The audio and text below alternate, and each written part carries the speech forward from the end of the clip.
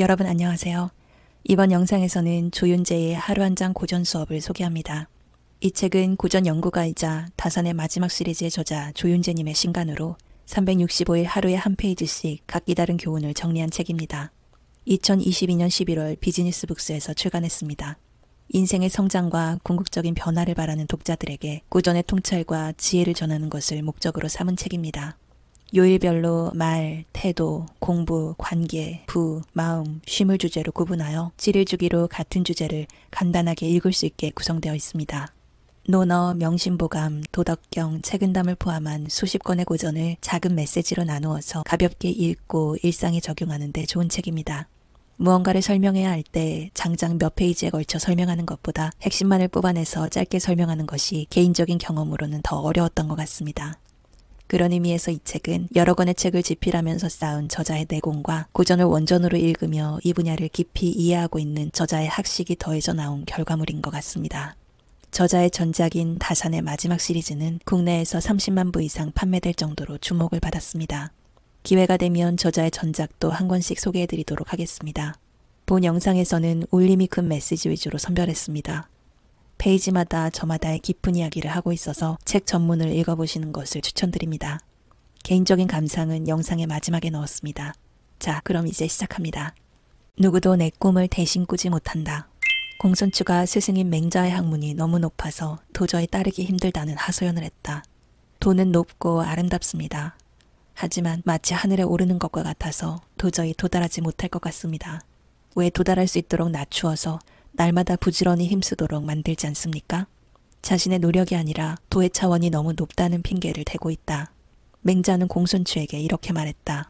훌륭한 목수는 서툰 목수를 위해 먹줄을 고치거나 없애지 않고 이해는 서툰 사수를 위해 활을 당기는 기준을 고치지 않는다. 군자는 다른 사람을 가르칠 때 활쏘기를 가르치는 것처럼 활을 끝까지 당길 뿐 발사하지 않음으로써 활이 튀어나가고 싶게 만든다.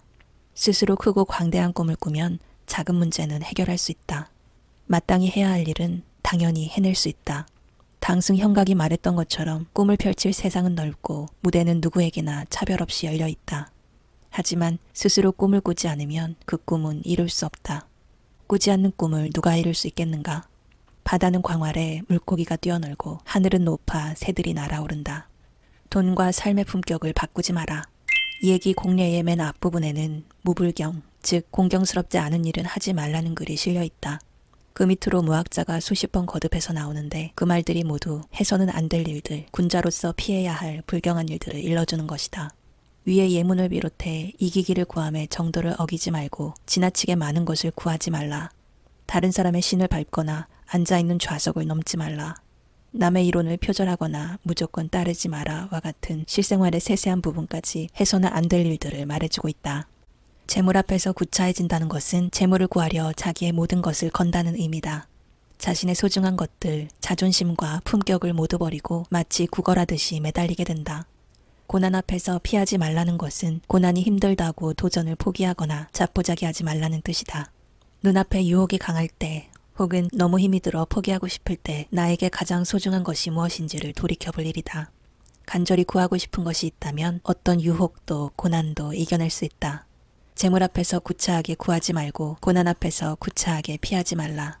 무언가를 담기 전에 나의 그릇을 키워라. 제나라 황공이 스스로를 가다듬기 위해 항상 곁에 둔 그릇이 있다. 의기라고 하는데 이 그릇은 물이 절반까지 차면 그대로 있지만 그 이상을 부으면 기울어져 쏟아진다. 인위적으로 만든 이런 그릇이 아니더라도 그릇의 크기를 고려하지 않고 물을 부으면 넘쳐 흐르는 것은 자연의 이치다. 이런 이치는 사람에게도 그대로 적용된다. 사람이 자신의 분수에 맞지 않는 지위와 부를 얻으면 교만에 빠지게 된다. 그리고 교만에 빠지는 순간 패망의 길로 간다. 지나친 탐욕이 화를 부르는 것이다. 가지고 있는 그릇을 채우기에 급급하지 말고 먼저 그릇의 크기를 키우는 데 힘을 써야 한다. 흙으로 빚은 그릇은 키울 수 없지만 사람의 그릇은 노력하기에 따라 얼마든지 커질 수 있다. 폭넓은 공부와 경험을 통해 식견과 도량을 넓히면 덕이 커진다. 그리고 덕은 곧 사람의 그릇이 된다. 덕이 있는 사람은 채워질수록 더 겸손해진다. 내세우지 않고 드러내지 않아도 사람이 따른다. 그릇이 가득 차면 넘치고 사람은 가득 차면 잃게 된다. 가난보다 무서운 건 가난에 짓눌린 마음이다. 더위를 쫓을 수는 없지만 더위에 억눌리지 않고 활기차게 산다면 어느새 더위는 사라진다. 이것이 이열치열의 지혜다. 더위가 사라지는 것이 아니라 내 마음에서 더위가 잊혀지는 것이다. 가난 역시 마찬가지다. 가난 그 자체가 문제가 아니라 가난을 근심하는 마음이 문제다. 가난이라는 상황에 짓눌려 신세한탄만 하고 있다면 가난을 벗어날 길은 없다. 마치 더위를 쫓아버릴 수 없는 것과 같다. 하지만 여기에 그쳐서는 안 된다. 가난에 억눌린 마음을 다스렸다면 그 다음은 가난에서 벗어나기 위한 노력이 필요하다. 가난에 처한 마음을 다스렸다고 언제까지 가난에 머물러 있을 수는 없지 않은가. 큰 부자는 하늘이 내리지만 누구든지 근면하게 노력하면 작은 부자는 될 수 있다. 작은 부자가 되었다면 얼마든지 큰 부자를 꿈꿀 수도 있다. 가난 그 자체가 문제가 아니라 가난에 좌절하는 마음이 문제다. 내 마음이 패배의식에 사로잡혀 있다면 결코 어려움에서 벗어날 수 없다. 모든 것은 마음에 달려있다. 가난을 쫓아버릴 수는 없지만 가난을 근심하는 마음을 쫓아버리면 마음은 항상 안락하다. 사람의 품격은 저절로 드러난다. 군자는 모습이 3번 바뀐다. 멀리서 보면 위험이 있고 가까이 다가가면 온화하고 그 말은 엄정하다. 군자의 3가지 모습을 말하는 논어의 한 구절이다. 먼저 겉모습을 보면 언제나 흐트러짐 없이 반듯하기에 함부로 대하지 못할 위험이 느껴진다. 하지만 가까이 다가가서 보면 의외로 부드럽고 따뜻하게 사람을 대한다. 포용심이 있기 때문이다. 그리고 말을 나누어 보면 그 말은 분명하고 확실하다. 특히 옳고 그름에 있어서는 절대로 양보하지 않는다. 하지만 그 표현은 부드럽다. 지도자는 이런 모습을 보여야 한다.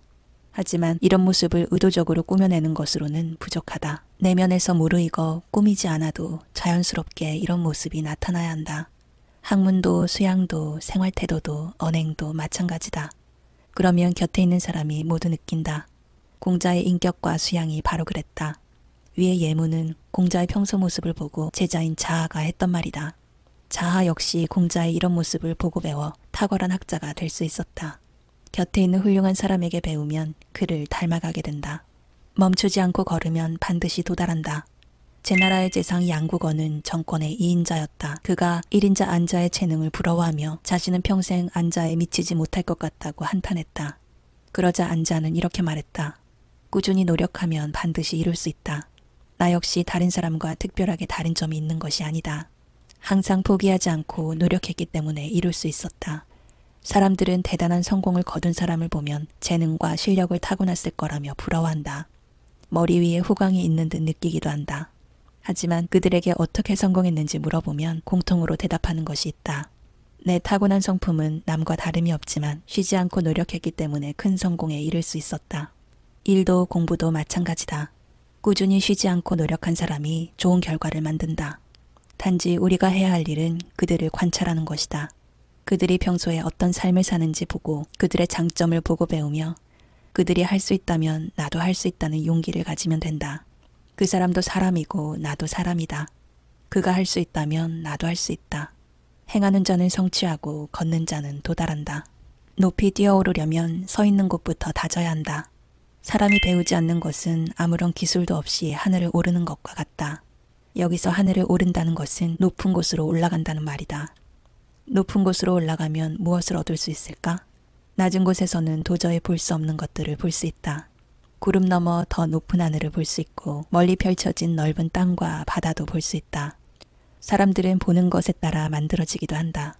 보는 것을 통해 우리는 더 높은 이상을 가질 수 있고 더 광대한 꿈을 품을 수 있다. 따라서 사람들은 누구나 더 높은 곳에 오르고 싶은 소망을 갖는다. 하늘에 오르는 것은 높은 이상을 꿈꾸는 것이다. 하지만 누구나 높은 곳에 오를 수 있는 것은 아니다. 높은 곳에 오르기 위해서는 기술이 필요하다. 그리고 그 기술은 배움을 통해 얻는다. 만약 배움이 없다면 높은 곳에 오를 수가 없다. 설사 높은 곳에 오르기 위해 도전하더라도 곧 굴러 떨어지고 만다. 실력도 없이 높은 이상만 갖는 것은 허망하다. 아무리 높은 이상도 내가 밟은 땅에서 시작해야 한다. 굳건한 기반을 다진 다음 한 걸음 한 걸음 높은 이상을 향해 나아가야 한다. 배움이란 굳건한 기반을 다지는 일이다. 물질의 노예로 살며 삶의 주인이 될 수는 없다. 오늘날은 부가 지배하는 세상이 되었다. 사람들이 모두 부를 찾아 헤맨다. 오직 삶의 목적이 부이고 부가 많으면 행복하고 없으면 불행하다고 생각한다. 하지만 군자에게 부란 삶을 살아가는 하나의 수단에 불과하다. 군자는 재물에 매이지 않고 재물을 부릴 수 있다. 또한 군자는 지위가 높은 사람이나 부자 앞에서도 결코 주눅들지 않는다. 그들이 가지고 있는 것을 모두 하찮다고 여기기 때문이다. 소인은 어떤가? 부와 재물 앞에서 항상 비굴해지고 만다. 물질의 노예이기 때문이다. 오늘날에도 사회 지도층의 사람들이 물질의 유혹에 쉽게 허물어지는 모습을 많이 보았다.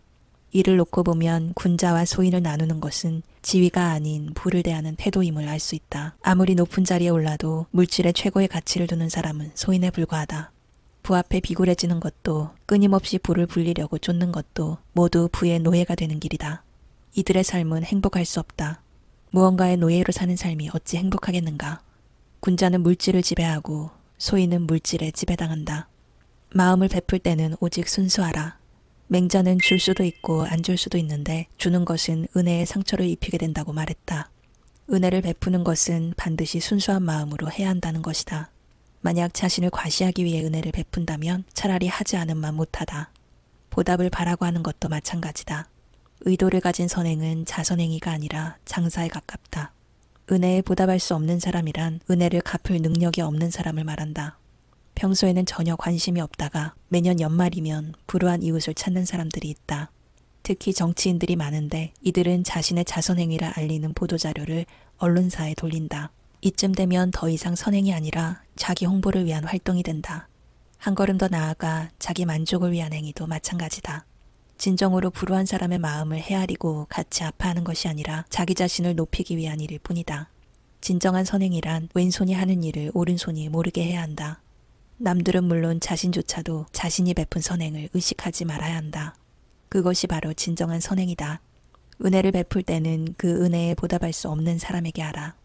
가난하다고 그 사람의 가치가 낮은 것이 아니다. 장자가 초라한 모습으로 위나라 왕을 만나자 왕은 그 모습을 보고 물었다. 선생은 왜 그리 고달파 보입니까? 지혜롭다고 명성이 높은 장자를 실제로 보고 그의 허름한 모습에 실망했던 모양이다. 그러자 장자가 대답했다. 나는 가난한 것이지 고달픈 것이 아니다.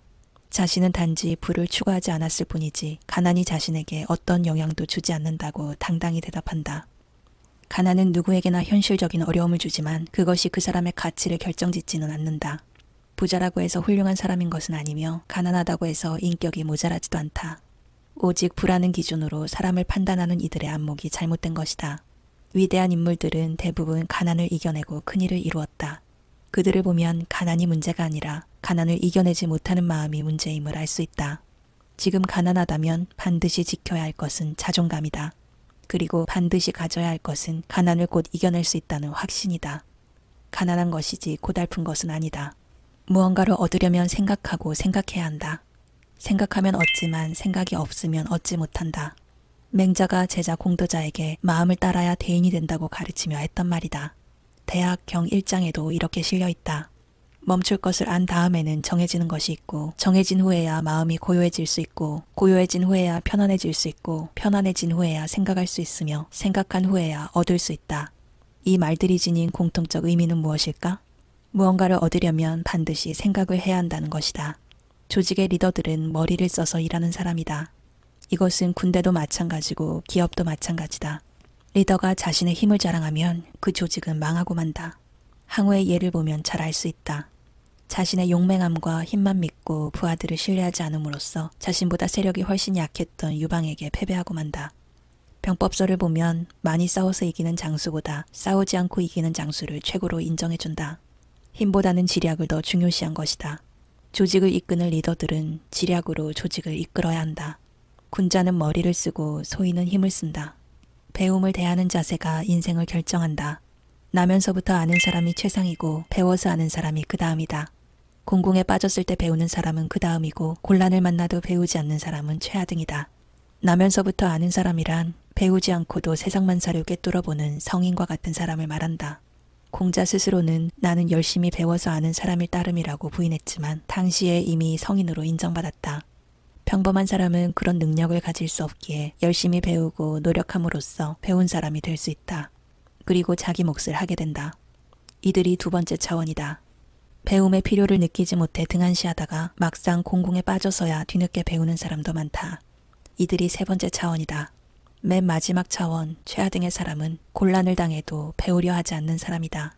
이들은 노력하지 않고 걱정만 하면서 핑계를 댄다.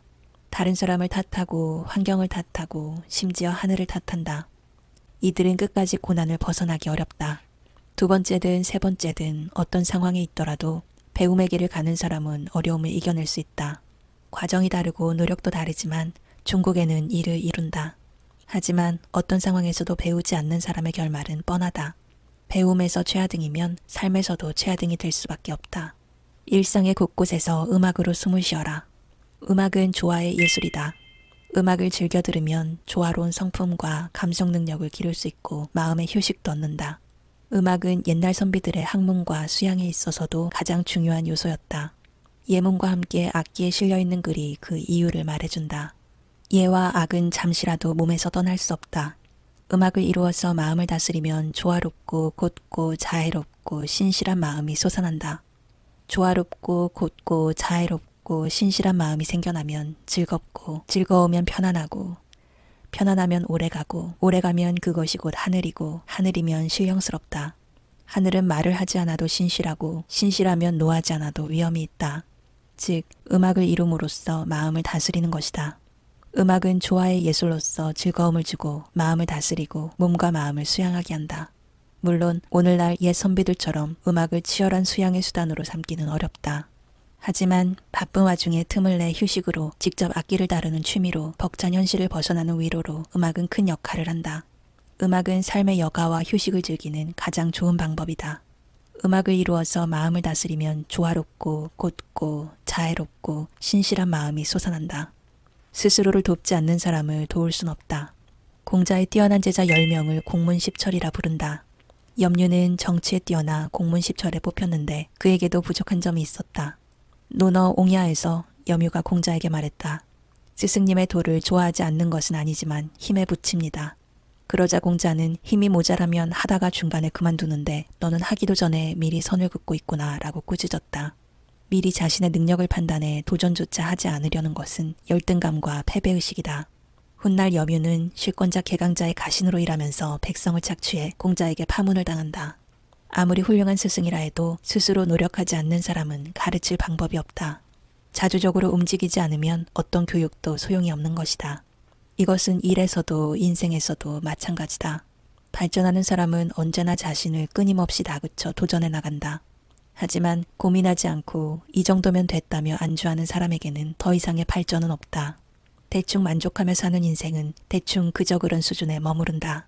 스스로 깨닫고 움직이는 것 지금 가장 필요한 일이다. 어찌할까 고민하지 않는 사람은 나도 어떻게 해볼 도리가 없다. 한겨울에 시냇물 건너듯 신중하게 살라. 물고기 그물에는 큰 기러기가 걸리고 먹이를 노리는 사마귀 뒤에는 참새가 있다. 물고기를 잡기 위해 쳐놓은 그물에 기러기가 걸리는 것은 이변이라 할 수 있다. 세상을 살다 보면 이런 이변이 가끔 일어난다. 먹이를 노리는 사마귀 뒤에 참새가 있는 것은 계략에 빠진 것이다. 이처럼 뜻하지 않은 일이 일어나는가 하면 뜻밖의 함정에 빠지는 수도 있는 것이 세상 일이다. 살다 보면 계획대로 되지 않는 경우가 많다. 나 혼자 열심히 한다고 해서 반드시 좋은 결과가 나오는 것도 아니다. 모든 일에 최선을 다했고 충실하게 일했던 사람이 실패하기도 하고 나태하고 도덕적으로 부족한 사람이 성공하기도 한다. 도덕경에서는 성인의 모습을 묘사하면서 이렇게 말했다. 신중하라 한겨울에 내를 건너듯이 두려워하라 사방에서 애워싼 듯이 함정과 유혹이 많은 세상에서의 삶의 태도는 신중하고 경외하는 마음을 가져야 한다. 다산 정약용은 이 구절의 앞 두 글자를 따서 여유당이라는 당호로 삼았다. 험하고 변화무쌍한 현실을 살아가면서 우리 평범한 사람들도 지녀야 할 마음이다. 스스로 구하지 않기 때문에 얻지 못한다. 맹자는 사람은 누구나 하늘에서 선한 마음을 본성으로 받았다고 주장했다. 측은지심, 수호지심, 사양지심, 그리고 시비지심이 바로 그것이다. 그리고 그 선한 마음에서 사람이 지켜야 할 올바른 덕목인 인의 예지가 비롯되었다. 이 덕목들은 밖에서 얻는 것이 아니고 원래부터 사람에게 있는 것인데 사람들이 스스로 구하지 않기 때문에 얻지 못한다는 것이다. 인의 예지뿐 아니라 그 어떤 덕목이라도 구해야 얻을 수 있고 만약 내버려둔다면 갖고 있던 것마저 잃어버린다. 성경에도 구하라 그러면 얻을 것이요 찾으라 그러면 찾을 것이라는 말씀이 나온다. 구하지 않고 찾지 않으면 아무것도 얻을 수 없다. 자신이 구하지 않으면서 없다고 한탄하는 것은 변명일 뿐이다. 구한다는 것은 구하기 위해 노력하는 것이다. 찾는다는 건 역시 찾는 수고를 아끼지 않는 것이다. 사랑, 용기, 지식, 예절, 배려, 그 어떤 좋은 덕목도 굳은 마음을 움직여 구한다면 구할 수 있다. 단지 진심으로 구하고 몸을 움직여 노력해야 한다. 마음과 몸이 하나가 될 때 원하는 것을 손에 넣는다. 구하면 얻고 내버려두면 잃는다. 그릇이 큰 사람은 소소한 일로 다투지 않는다. 큰 지혜를 가진 사람은 너그럽고 넓어서 여유가 있어 보인다. 하지만 지혜가 작은 사람은 작은 일에 집착해 옳고 그름을 따지는데 시간과 노력을 허비한다. 한마디로 말해 큰 지혜는 실질을 추구하고 작은 지혜는 명분에 집착하는 것이다. 당나라의 조주 선사하는 높은 대인이 찾아오면 누워서 맞고 그 대인의 부하가 찾아오면 자리에서 내려와 공손하게 맞았다.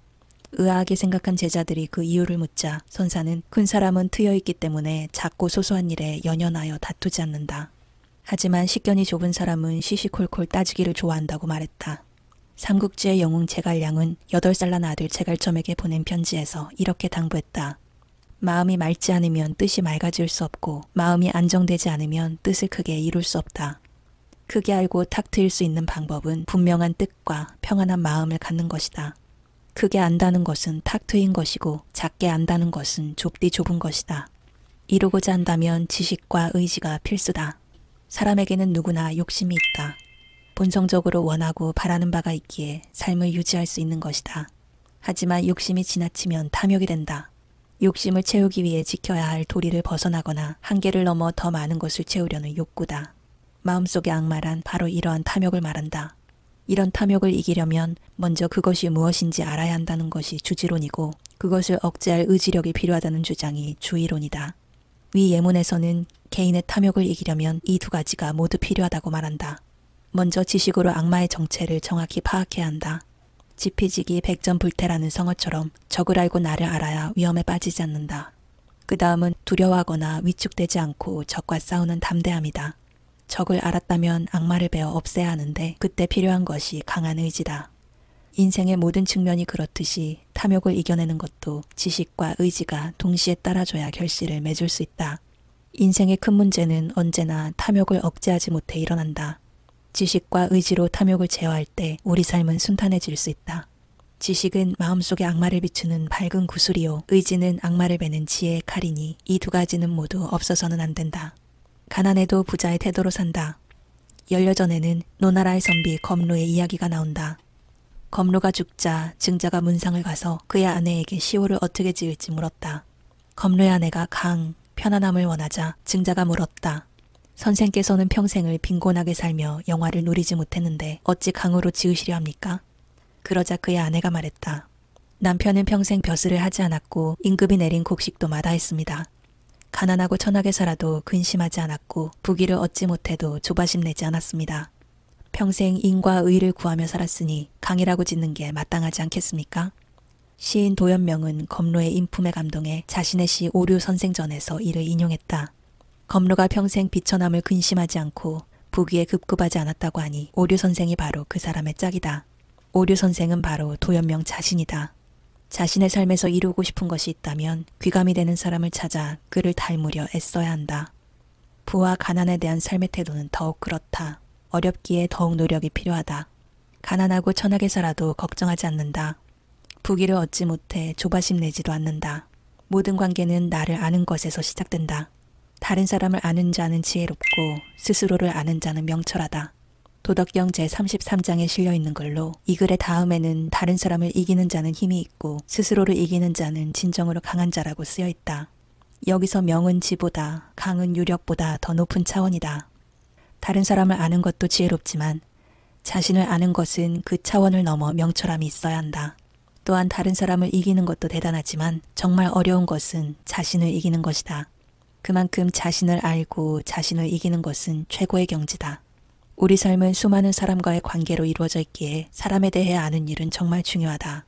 사람을 아는 일은 바로 나를 아는 것에서 시작되어야 한다. 그리고 나를 아는 일은 자신을 바로 세우는 것이 가장 먼저 할 일이다. 자신이 바른 곳에 서 있지 않다면 다른 사람을 바르게 볼 수 없기 때문이다. 자신이 비탈진 곳에 서 있으면 상대도 기울어져 보인다. 자신이 진흙탕에 서 있다면 상대 역시 흙투성이로 보일 수밖에 없다. 날마다 자신을 돌아보며 성찰하는 일이 그래서 반드시 필요하다. 스스로 낮추는 이에게 사람들이 모여드는 이유. 교만은 손해를 부르고 겸손은 이익을 받는다. 명심보감 안분에는 이런 글이 실려있다. 만족함을 아는 사람은 가난하고 전에도 즐겁고, 만족함을 모르면 부하고 귀에도 근심한다. 만족할 줄 알아 늘 만족하면 종신토록 욕되지 않고, 그칠 줄 알아 늘 그치면 종신토록 부끄러움이 없다. 그리고 이 말에 이어 위의 구절이 결론으로 나온다. 여기서 우리는 겸손과 교만의 실천적인 원리를 알게 된다. 겸손함은 스스로 만족함을 알아 절제하는 것이고, 교만함은 스스로 만족하지 못해 탐욕을 부리는 것이다. 스스로 만족하는 사람은 인생이 즐거울 뿐 아니라 치욕을 당할 일이 없다. 스스로 만족하지 못해 항상 더 많은 것을 구하려는 사람은 근심 속에 살아야 한다. 주어진 상황에 만족하지 못하고 계속 무언가를 더 욕구하기에 마음이 평안하지 않다. 오늘날은 모두가 자기를 높이려고 한다. 또 높아야만 알아주는 세대에서 스스로를 낮추는 것은 결코 쉬운 일이 아니다. 하지만 분명한 것은 교만하면 사람이 떠나고 겸손하면 사람이 모인다는 사실이다. 오늘날 가장 큰 힘은 바로 사람이다. 경박함과 게으름 모두 경계해야 한다. 경솔한 것은 고치고 게으름은 경계해야 한다. 같이 일하기 가장 힘든 사람은 경솔한 사람과 게으른 사람이다. 경솔한 사람은 신중하지 못해 미처 때가 되기도 전에 시작해서 일을 망쳐버린다. 게으른 사람은 움직여야 할 때 행동하지 않는다. 결국 미적대다가 때를 놓쳐버리고 만다. 경솔한 사람은 조급한 것이고 게으른 사람은 미루기 바쁘다. 둘 다 때를 모르는 사람이다. 자신에게 경솔함과 게으름이 있다면 발전을 이룰 수가 없다. 주위 사람과 화합할 수 없고 사람들 사이에 평판도 좋을 수가 없다. 공부도 마찬가지고 일에서도 마찬가지다. 경솔함을 고치는 약은 신중함이다. 일을 시작하기 전에 한 번 더 생각하는 습관을 지녀야 한다. 게으름을 고치는 약은 결단력과 꾸준함이다. 일을 시작할 때는 단호하게 하고 일이 힘들 때마다 다시 한번 자신에게 힘을 불어넣어야 한다. 때를 아는 것은 중용의 덕목이다. 지나치지도 모자라지도 않게 균형을 잡는 노력을 지속한다면 경솔함과 게으름은 고칠 수 있다. 거칠어도 진실한 말이 가치가 있다. 진실한 말은 꾸밈이 없고 꾸미는 말은 진실이 없다. 말은 우리 생각과 사상을 표현해주는 가장 소중한 도구다. 생각하는 바를 행동이나 몸짓 등 비언어적으로도 표현할 수 있지만 내 뜻을 분명하게 전달하기 위해서는 반드시 말을 통해야 한다. 내면의 충실함과 지식의 탄탄함도 말을 통해서 드러난다. 또한 말은 한 사람의 능력을 판단하는 중요한 지표다. 예나 지금이나 말 잘하는 사람이 성공하기 쉽고 말로 멋지게 표현하는 사람이 사람들의 마음을 사로잡는다. 말을 잘하는 것만큼이나 다른 사람의 말을 잘 듣고 판단하는 일도 중요하다. 내 눈앞에서 하는 말이 과연 진실한 말인지 아니면 겉으로만 달콤한 말인지를 판단할 수 있어야 한다. 본디 사람은 달콤한 말과 행동에 끌리게 마련이다. 듣기 거북한 말을 피하고 싶은 것은 본능이라고 할 수 있다. 우리는 말의 홍수 속에서 살아가고 있다. 이런 시대일수록 진실한 말과 거짓된 말을 분간할 수 있어야 한다. 만약 내 앞에 서 있는 사람을 쉽게 파악하기 어렵다면 그의 말이 내 귀에 얼마나 달콤한지로 판단하라. 삶을 바꾸는데 시간만큼 훌륭한 자원은 없다. 부가 지배하는 세상이 되었다. 부가 모든 가치의 척도가 되었고 세상 사람들 모두 오직 부자가 되기 위해 앞뒤 가리지 않고 뛰고 있다. 하지만 부가 아무리 좋다고 해도 돈을 자신의 목숨과 바꿀 사람은 없다. 지금 가지고 있는 부는 언제든지 없어질 수 있다. 하지만 지금 어렵고 힘들어도 시간만 있다면 얼마든지 성공을 잡을 기회가 있다. 그래서 세상을 공평하지 않다고 말하는 사람은 틀렸다. 지금 빈부의 차이는 있을지 몰라도 시간은 누구에게나 공평하기 때문이다. 그 어떤 부자도 제 아무리 큰 권세를 잡은 사람도 탁월한 지식과 지혜를 가진 사람도 하루 24시간 이상을 가진 사람은 없다. 지금 큰 고난에 처한 사람에게도 기회를 잡을 시간은 공평하게 주어진다. 영국의 지도자였던 디즐레일리는 시간을 지배하는 자는 모든 것을 지배한다라고 말했다. 동양의 고전 사기에서는 부자가 되려면 시간을 이용하라고 했다. 그리스의 철학자 탈레스는 좀 더 철학적으로 말했다. 가장 현명한 것은 시간이니 모든 것을 결국 명백하게 밝히기 때문이다. 한자 크기의 구슬이 보배가 아니라 한치의 시간을 다툴 일이다. 모든 고난은 반드시 끝이 있다. 젊어서 노력하지 않으면 늙어서는 오직 상심과 슬픔뿐이다. 젊어서 고생은 사서도 한다. 너무 많이 들어 식상할지도 모른다. 그럼에도 이 말을 언급할 수밖에 없는 것은 새겨야 할 인생의 진리가 들어있기 때문이다. 분명한 것은 그 어떤 고난도 시한부라는 사실이다. 용기와 인내로 고난을 이겨내고 잠잠히 힘을 기르면 반드시 극적인 반전의 기회가 다가온다. 젊어서 노력하지 않으면 늙어서는 오직 상심과 슬픔뿐이다. 젊은 시절 포기하지 말아야 할 것은 스스로에 대한 믿음이다. 그리고 작은 고난에 굴복하지 않는 인내다. 새로운 미래를 위해 도전할 수 있는 용기다. 우리 모두에게는 그런 힘이 있다. 아무리 가까워도 걷지 않으면 도달하지 못한다. 맹자는 이런 가르침을 준 적이 있다고 한다. 어떤 일이든 끝까지 한 우물을 파야 한다. 아무리 봐도 샘물이 나오지 않는다고 포기하면 그때까지의 노력이 물거품이 되고 만다. 중도에 포기하지 말고 끝까지 노력하라는 가르침을 받은 순자는 포기하지 않고 계속하는 것에 큰 가치를 부여하며 다음과 같이 말했다. 반걸음 반걸음 쉬지 않고 걸어가면 절름발이도 천리를 갈 수 있고 한 줌 흙이라도 끊임없이 쌓으면 언덕을 만들 수 있다. 이런 정신으로 노력했던 순자는 그 당시 최고의 교육기관이던 직하학궁의 죄주를 3번이나 역임하는 등 전국시대 말기 최고의 학자가 될 수 있었다. 만약 중간에 그만두지 않으면 어떤 일이든지 이룰 수 있다. 실패란 그 일을 포기하거나 끝내기 전에는 일어나지 않는다. 순자는 이런 말도 했다. 아무리 가까운 거리도 걷지 않으면 도달할 수 없고 아무리 간단한 일도 실천하지 않으면 이루지 못한다. 일할 때 가장 중요한 것은 일에 임하는 자세다. 아무리 작은 일이라도 끝까지 하다 보면 위대한 일이 된다. 중간에 그만두지 않으면 쇠와 돌에도 무늬를 새길 수 있다. 포기하겠다는 말은 쉽게 내뱉지 않는다. 맹자의 자포자기라는 말이 담겨 있다. 그 내용을 들여다보면 우리가 알고 있는 것보다 이 말에 더 깊은 뜻이 있음을 알 수 있다. 말로 예의를 비난하는 것을 스스로 해친다고 하고 나는 인에 머무를 수 없고 의를 따를 수 없다고 하는 것을 스스로 포기한다고 한다. 이는 사람이 머물러야 할 편안한 집이고 의는 사람이 걸어야 할 바른 길이다. 편안한 집을 비워둔 채 기거하지 않고 바른 길을 버려 그 길을 걷지 않으니 슬프도다. 인과 의는 사람으로서 지켜야 할 근본도리로 지금까지도 통하는 도덕률이다. 맹자는 도덕률 실천에 대한 판단 기준을 사람이 하는 말로 삼았다. 말이 예의에 어긋나거나 오히려 지켜야 할 근본도리를 비난한다면 그 사람은 함께 대화를 나눌 사람이 아니라 했다. 심지어 함께 일을 도모하지도 말라고 했다. 말도 일도 함께하지 않는다는 것은 그 사람을 버리는 것과 같다. 자포자기, 스스로 버리는 것뿐만 아니라 사람들에게도 버림받는다. 자신을 해치는 자와는 더불어 말할 수 없고 자신을 버리는 자와는 더불어 일할 수 없다. 가난은 결코 숙명이 아니다. 선택이다. 유학자 하하는 시온에는 막힐 때와 형통할 때가 있기 때문에 군자가도를 따라 행했어도 도리어 빈천해질 때가 있다. 이는 그 도를 통해 얻어진 것이 아니며 비록 이것이 사람들의 싫어하는 바라 해도 이것을 버려서는 안 된다고 해석했다. 도에 맞게 행했어도 가난해졌다면 그것에서 벗어나서는 안 된다는 것이다. 정약용의 생각은 달랐다. 만약 이와 같다면 군자는 끝내 비천을 떠날 길이 없다. 오직 도로서 이것을 버려야 하는데 도로서 버리는 것을 얻지 못했을 때는 단지 이를 버리지 않을 뿐이다. 많은 유학자들은 빈천을 숙명으로 받아들여야 한다는 소극적이고 비관적인 해석을 했다. 하지만 다사는 빈천을 반드시 올바른 도리로서 벗어나야 하고 만약 벗어나지 못했다면 부득이 버리지 않을 뿐이라고 해석했다. 다산의 해석이 훨씬 공감이 간다. 빈천에 처했다면 최선을 다해 벗어나야 한다. 그리고 부자가 되어야 한다. 부자가 되어 어려운 사람을 돕고 좋은 일에 마음껏 그 부를 써야 한다. 바르게 쌓은 부가 오래 지속된다. 부자가 되고 싶은가?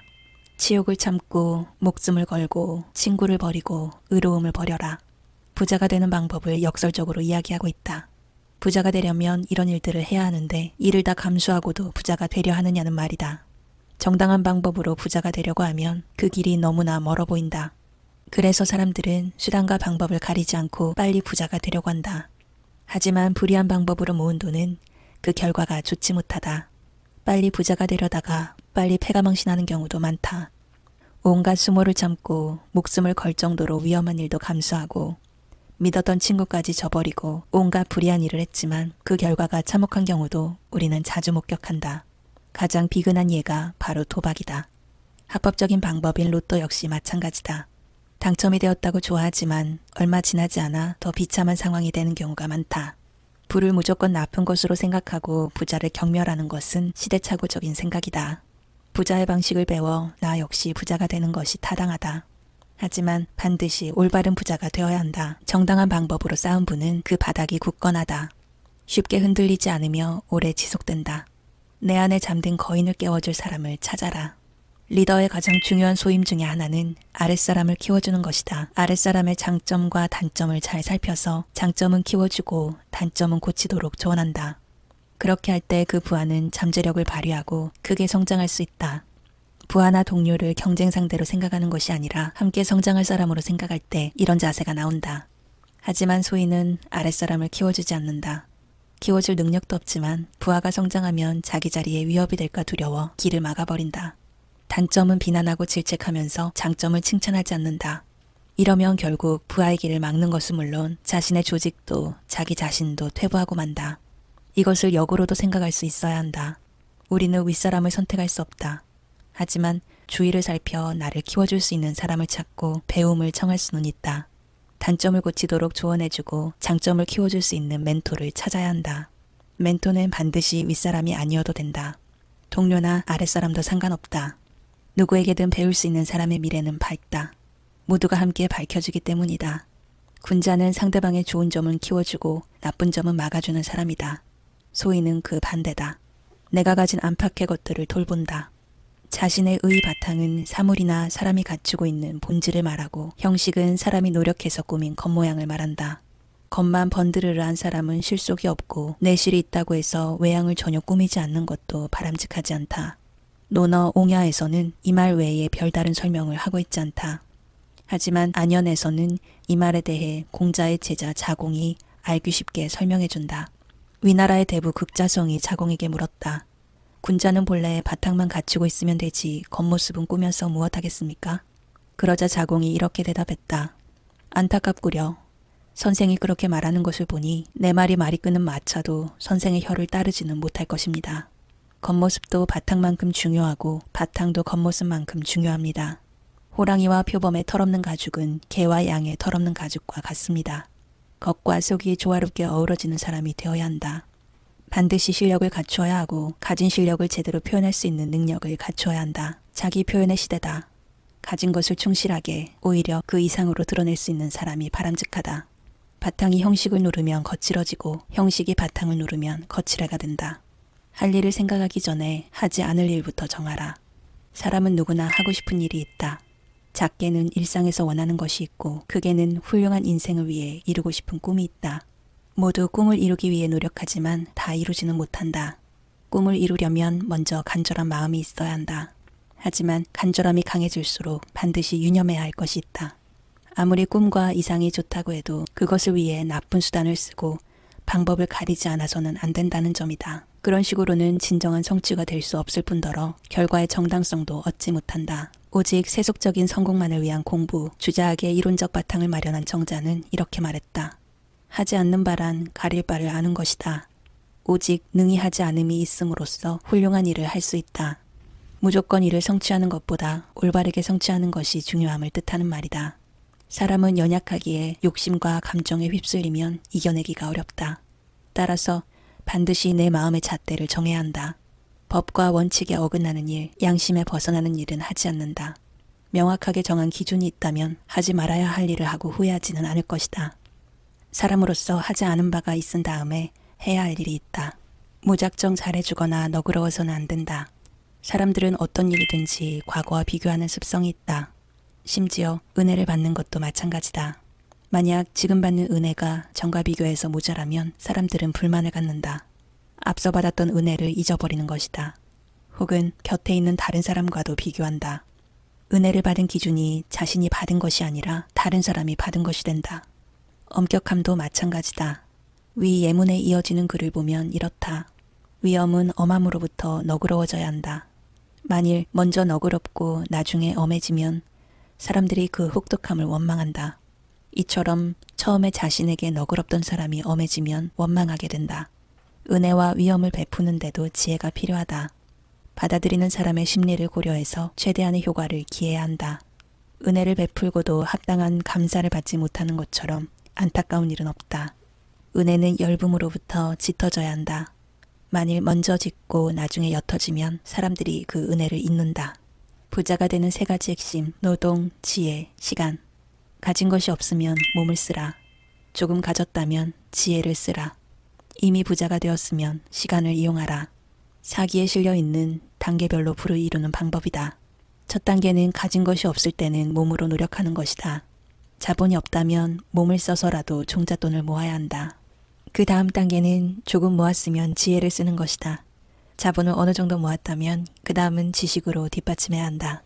마지막으로 이미 부자가 됐다면 시간을 이용하는 것이다. 시간을 이용할 줄 아는 사람이 최고의 부자가 될 수 있다. 세상의 흐름을 읽고 때와 상황에 맞춰 사업을 운영한다면 분명히 남다른 결과를 얻는다. 사기에서 말하는 부자가 되는 비결을 한마디로 말하면 지혜다. 반드시 먼저 공부로 기반을 닦아야 한다. 그에 덧붙여 노력, 통찰, 결단력, 용기 등이 더해진다면 비결이 완성된다. 거기에 부에 대한 올바른 가치관이 더해져 중심을 잡으면 그것이 곧 올바른 부의 철학이다. 돈이 인생의 가치를 좌우하진 않지만 그럼에도 부에는 이점이 있다. 남에게 베풀 수 있다는 점이다. 내가 가진 풍요를 나누며 사는 삶, 진정한 자유의 삶이다. 철학과 영혼 없는 말은 소음일 뿐이다. 오늘날의 세태를 보면 많은 사람이 여러 이유로 자신의 말을 왜곡한다. 존재감을 드러내기 위해, 윗사람에게 아부하기 위해, 혹은 속한 조직에 방향을 맞추기 위해 자기 생각과는 전혀 다른 말을 한다. 공자는 이런 주세를 경계하여 말은 뜻을 전달하면 그만이다 라고 했다. 도가의 철학자 장자는 더 신랄하다. 이런 사람이 말하는 것은 말이 아니라 입에서 나오는 소리와 같다고 했다. 무릇 말은 소리가 아니다. 말에는 나타내고자 하는 뜻이 있다. 그런데 그 말이 나타내고자 하는 바가 오락가락한다면 말은 말인가 말이 아닌가, 새의 울음소리와 과연 무엇으로 구별할 수 있을까? 당시 가장 영향력 있는 학파인 유가와 묵가 모두 자기 편의 말이면 옳다고 하고 상대편의 말은 무조건 반대를 하는 세태를 비판한 것이다. 장자는 이런 것들을 모두 말이 아닌 소리라고 했다. 자신의 판단이나 생각도 없이 무조건 따르는 것은 새소리와 다를 바가 없다. 오늘 나는 말을 할 것인가, 새소리를 낼 것인가? 무릇 말은 소리가 아니다. 말에는 뜻이 있다.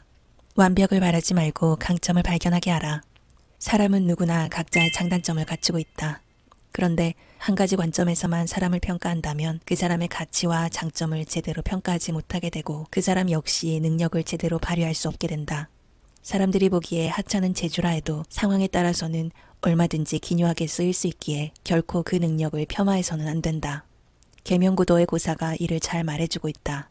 닭 울음소리를 잘 내는 재주와 개도둑의 재주는 아무리 생각해봐도 보잘것없는 재주에 불과하다. 하지만 맹상군이 진나라에서 위기에 처했을 때 이 두 사람의 힘을 빌려 목숨을 구할 수 있었다. 아무리 뛰어난 사람이라 해도 모든 일에 완벽한 사람은 없다. 또한 아무리 무능한 사람이라 해도 아무 쓸모가 없는 사람은 없다. 남들이 보기에 보잘것없고 하찮아 보이는 재주도 요긴하게 쓰일 수 있다.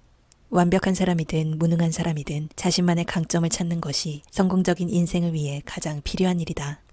그리고 그것을 함께 발견해주는 것이 리더의 역할이다. 지혜는 사람을 아는 것이라고 고전에서 거듭 강조하는 것도 그런 이유에서다. 한 사람에게 완벽함을 요구하지 마라. 지나치게 엄격한 잣대는 사람을 떠나게 한다. 맑은 물은 보는 것만으로도 좋다. 마음을 맑게 해주고 청량하게 만들어준다. 하지만 안타깝게도 지나치게 맑은 물에는 물고기가 살지 못한다. 사람도 마찬가지다. 특히 백성을 다스리는 관직에 있는 사람이 지나치게 청렴만 강조한다면 사람이 따르지 않는다. 목민심서에서 다산 정약용은 목민관의 청렴한 처신을 강력하게 주장했다. 하지만 청렴하더라도 그 행동이 과격하고 정사가 가혹해 인정이 없다면 그 역시 군자의 처신은 아니라고 이야기한다. 자신이 청렴하기 때문에 백성에게도 인정사정 없이 냉혹하게 해도 좋다는 생각은 탐관오리와 마찬가지로 백성들의 원한을 사게 마련이다. 공자는 정치에 재능이 있는 중궁에게 자기가 바라지 않는 일을 남에게 하지 말라고 가르쳤다. 그러면 집에서도 밖에서도 원망을 받지 않는다는 것이다.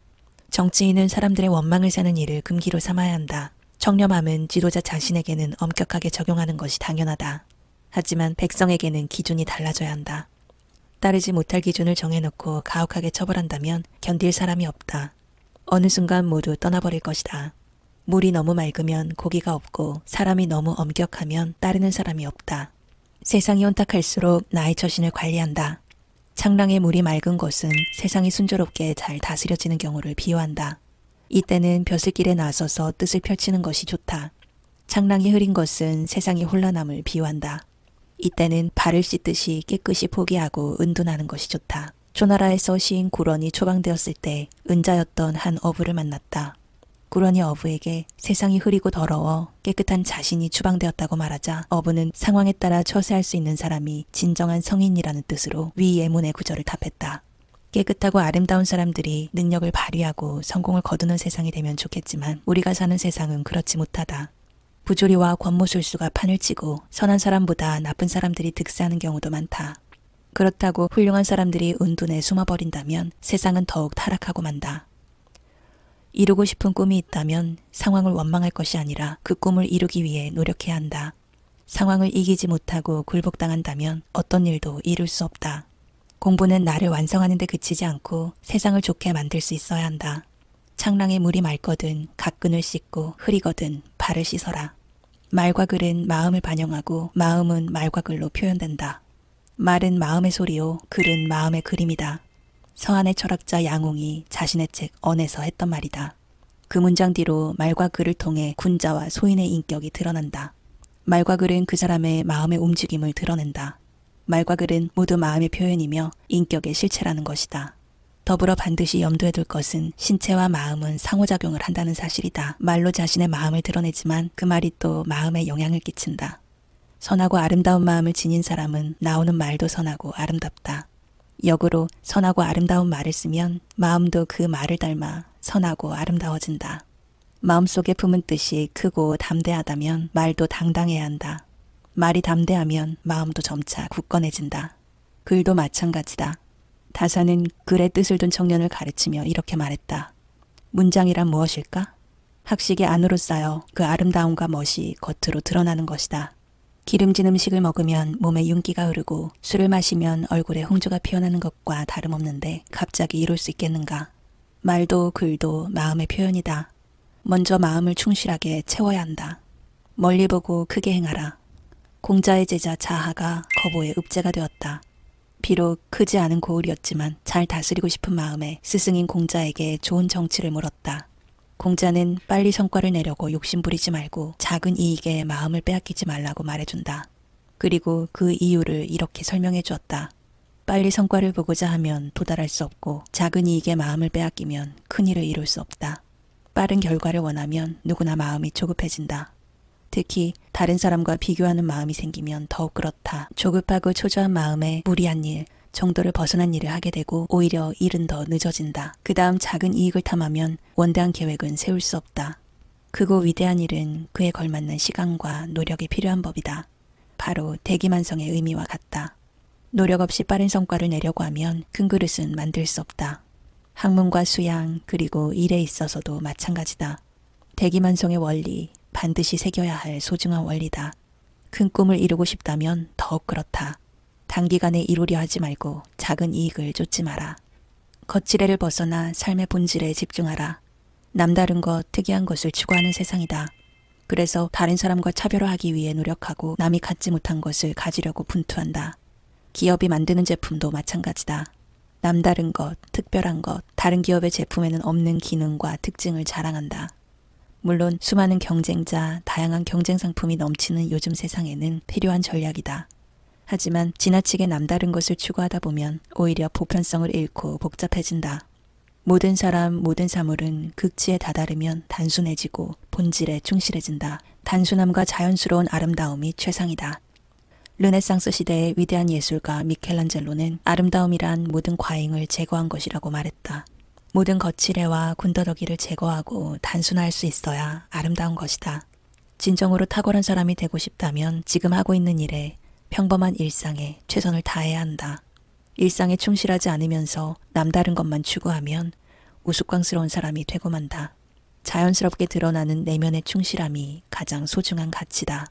문장이 경지에 이르면 별다른 기발함이 있는 것이 아니라 다만 적절할 뿐이고 인품이 경지에 이르면 별다른 특이함이 있는 것이 아니라 다만 자연스러울 뿐이다. 마음이 통하면 모든 일이 풀린다.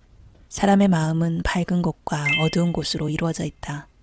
밝은 곳이란 활짝 열려 있어 잘 알고 있으며 잘 이해하고 있는 부분이다. 어두운 곳은 막혀 있어 잘 모를 뿐더러 제대로 이해하지 못하는 부분이다. 만약 군주가 잘못을 저질렀을 때 그것을 고치기 위해 직접적으로 지적한다면 미움만 받는다. 밝은 곳이 아니라 어두운 곳으로 접근했기 때문이다. 충언을 하다가 바른 소리를 받아들일 자질이 없는 임금에게 얼마나 많은 충신들이 목숨을 잃었는가. 충언을 할 때도 요령이 있다. 윗사람이 잘 알고 있고 잘하는 것을 칭찬하면서 시작해야 군주의 마음이 활짝 열린다. 그 다음 서서히 고쳐야 할 부분을 말하면 군주가 기꺼이 그것을 받아들일 수 있다. 군주와의 관계에서만이 아니다. 모든 인간관계에서 통하는 이치다. 사람을 설득하기 위해서는 라포르, 즉 공감대를 형성하는 것이 먼저다. 마음이 통하면 모든 일이 풀린다. 군주의 마음을 얻으려면 반드시 그 마음의 밝은 곳에서부터 시작해야 한다. 부자가 되는 첫걸음은 검소함이다. 검소에서 사치로 들어가기는 쉽고 사치에서 검소해지기는 어렵다. 자치통감의 저자 사마광이 아들 사마강에게 근검절약의 정신을 훈계하기 위해 쓴 훈검시강에 실린 구절이다. 글에는 이런 내용이 담겨있다. 덕이 있는 사람은 모두 검소함에서 유래한다. 무릇 검소하면 욕심이 적은 법이다. 군자가 욕심이 적으면 외물에 불임을 당하지 않기 때문에 바른 도로 행할 수 있다. 소인이 욕심이 적다면 근신하고 절약할 수 있어 죄를 짓지 않으며 집안을 번창하게 할 수 있다. 반대로 사치하면 욕심이 많아지는데 군자가 욕심이 많으면 부귀를 탐해 도에서 어긋나게 되고 재앙을 부른다. 소인이 욕심이 많으면 많은 것을 구하여 함부로 낭비하기에 패가 망신하기 쉽다. 가난하든 부자든 군자든 소인이든 패가 망신하지 않고 부를 이루는 비결은 검소함이다. 따라서 고전의 현자들은 자기 자신은 물론 자녀들을 가르치면서 항상 검소함을 강조했다. 검소함이란 마음의 겸손을 포함한다. 또 상대에 대한 배려도 담겨 있다. 하지만 부를 추구하려는 욕심과 부를 즐기려는 쾌감은 이기기 어렵다. 한번 빠지면 헤어나오기가 쉽지 않기에 항상 자신을 돌아볼 수 있어야 한다. 부에 대한 바른 가치관이 정립되어야 한다. 자신에게는 검소하게, 도움이 필요한 사람에게는 아낌없이 검소함의 진정한 가치다. 눈앞의 결과에 일희일비하지 마라. 중국 고전 회남자에 실려있는 세옹지마라는 고사가 있다. 옛날 중국의 국경지방에 한 노인이 살고 있었는데 이 노인의 말이 도망치자 주변 사람들이 위로의 말을 건넸다. 하지만 노인은 괜찮습니다. 이 일이 복이 될지 누가 알겠냐고 말했다. 몇 달 뒤 도망쳤던 그 말이 암말 한 피를 거느리고 돌아오자 주변 사람들이 모두 축하했다. 하지만 노인은 이게 화가 될지 누가 아냐며 전혀 기쁜 내색을 하지 않았다. 며칠 후 노인의 아들이 말을 타다가 낙마해 다리가 부러졌다. 노인은 이때에도 이게 복이 될지도 모른다고 말했다. 얼마 후 변방에 오랑캐가 쳐들어와 젊은이들이 군대에 가야 했지만 노인의 아들은 부러진 다리 덕에 징집되지 않아 목숨을 건질 수 있었다. 사실 지나치게 우연히 반복되다 보니 현실성이 떨어지는 것도 사실이다. 하지만 고사에 담겨있는 의미는 깊다. 삶은 단편이 아니라 장편이기에 눈앞의 어려움에 좌절해서도 당장의 행운에 교만해서도 안 된다. 꼭 운명이 아니라 사람의 의지로도 삶은 바뀔 수 있다. 누구도 예상치 못했던 순간에 삶은 바뀐다. 화는 복이 의지하는 바이고 복은 화가 잠복하는 곳이다. 지금까지 조윤재의 하루 한 장 고전 수업이었습니다. 세상은 빠르게 변하지만 사람 마음에 관한 이야기는 세대를 넘어 교훈을 줍니다. 삶의 모습, 즉 외형만 바뀌었을 뿐 인간의 내면 성장에는 변하지 않는 진리가 있다는 생각이 듭니다. 과거에도 부자가 되는 것을 운명적으로 받아들이지 않고 이를 선택으로 바라본 지식인들이 많았다는 점이 인상적입니다. 청렴을 택하여 가난하게 살더라도 품위를 유지하고 자신이 선택한 그 길에 자부심을 느꼈던 선인의 글을 보며 인생의 남다른 깊이를 느꼈습니다. 요즘같이 자본이 지배하는 경제체제 하에서는 돈이 사람을 설명하는 상황을 여러 번 마주하곤 했습니다. 돈보다 사람이 우선이라는 전제로 돈을 선택적으로 취하면서 다스리던 선인들의 사고방식이 오늘날 더 필요하다는 생각을 해봅니다. 많은 자기계발서들이 출간되고 있지만 우리는 여전히 고전을 찾아 지혜를 구합니다. 저자와 같은 고전 연구가의 활발한 활동을 통해 고전을 현대식으로 쉽게 풀어주는 책들이 더 많이 출간되기를 기대합니다. 끝까지 시청해주셔서 고맙습니다.